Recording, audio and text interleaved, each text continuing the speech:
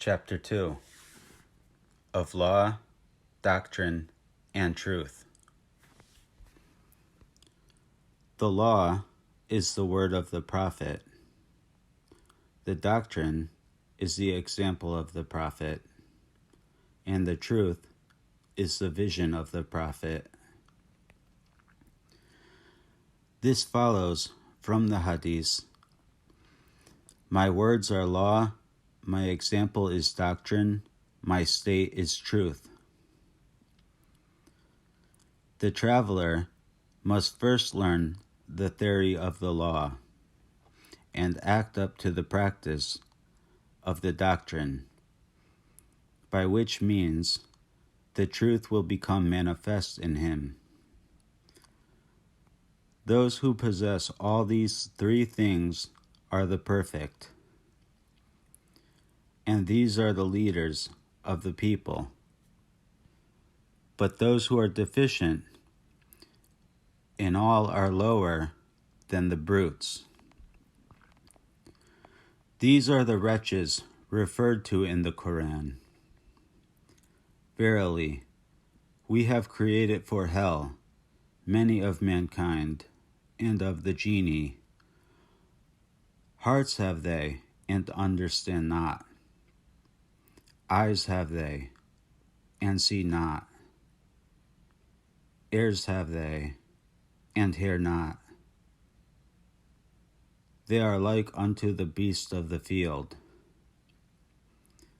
Nay, more perverse, for they are the negligent. From this we learn that each is bound to fulfill his duty to his allotted sphere. The superficial has no credit without the real. Mankind, in reality, is man. The animal kingdom, in reality, is animal. By reality is meant the possession and employment of the qualities naturally appertaining to the order to which the individual belongs.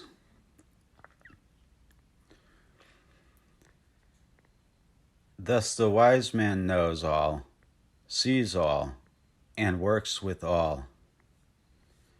For otherwise, the business of the world would not go on. Teachers also work in their way for the same reason. But rulers work not, or otherwise the harmony of the world would be disturbed. The final object of law, doctrine, and truth is that mankind should speak aright, act aright, and think aright, or in other words, become wise and good. The object is threefold. First, that man may not become like the brute, he should receive the command and prohibition of Scripture and obey the same. This he must confirm in his heart and confess with his tongue. Secondly, that he may be adorned with grace and piety, he should associate with the wise and strive earnestly to know and understand the unity of God. Thirdly, that he may become accomplished, he should, after the knowledge of God, learn the nature and properties of material objects. When thus accomplished, the traveler may be considered as adorned with law, doctrine, and truth. But all the foregoing theory is useless without practice. The traveler cannot arrive at the goal unless he combines theory with practice. superficiality with reality. For the Quran says, "And righteous actions shall raise him."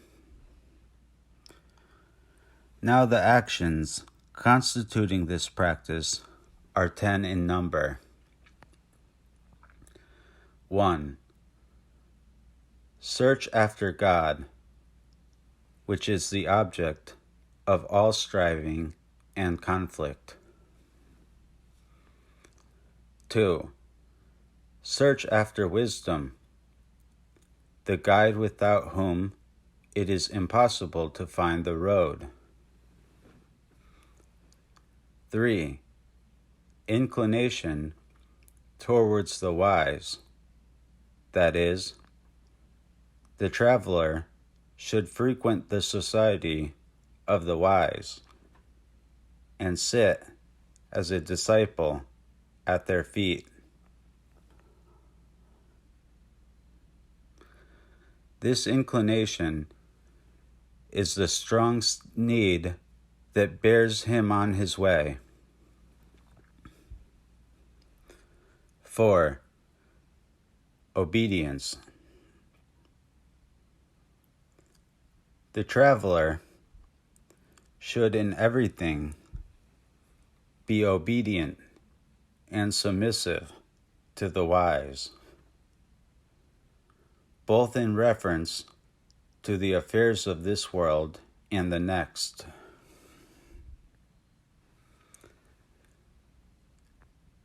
5.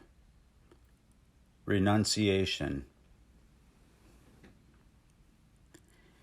He must renounce trifling, and at the bidding of the elder, even give up all that he has to his care, forsaking his most favorite pursuits, unless they meet the approbation of his superior.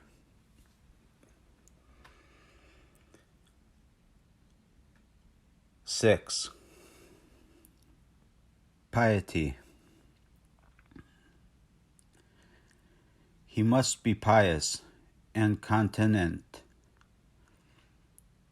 in word and deed and mode of life, complying with the dictates of the law and the scriptures. 7. Submission. The serenity of the traveler's path is the result of submission to the law. 8. Reticence.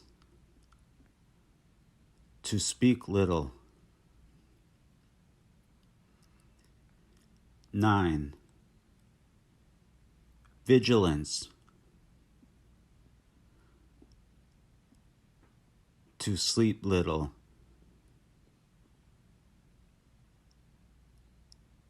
10. Temperance.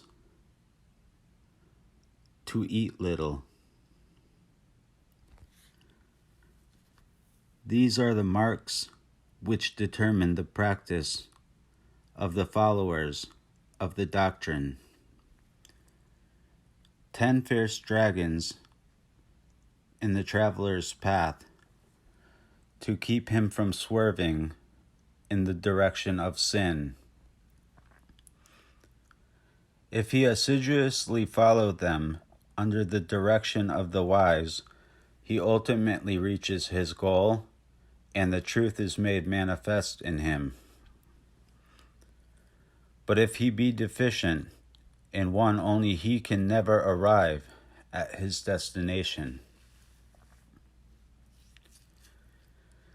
There are also 10 marks which determine the practice of the followers of truth. 1. That the traveler should know God first, and subsequently the nature and properties of material objects. that he should be at peace with all the world, and refrain from contradiction and opposition. According to the mother from whom he is born into the community, each receives a different patronymic. Thus, one is called a Hanaphite, one a Shafiite, one a pagan, one a Jew, and another a Mussulman. But the true philosopher recognizes in each a weak and helpless being like himself. He sees in each a fellow searcher after God. 3. Charity towards all. Charity is that course of action and teaching which benefits our fellows both temporally and spiritually. Now, real charity consists in the employment of counsel and discipline. Teachers should employ counsel that men may be improved. Rulers should employ discipline for the regulation and well-being of society. 4. Humility. This consists in paying due respect to others. 5. Submission and resignation. 6. Trust in God, patience, endurance, and perseverance. 7. Freedom from avarice, for avarice is the mother of vice. 8. Contentment. 9. Inoffensiveness. 10. Conviction, for the truth brings conviction with it. Such are the marks, and such is the practice of the followers of truth. And until the traveler shall have thoroughly penetrated the inmost depths of wisdom, and shall have completed the journey to and in God, these marks and qualities will not be made manifest in him.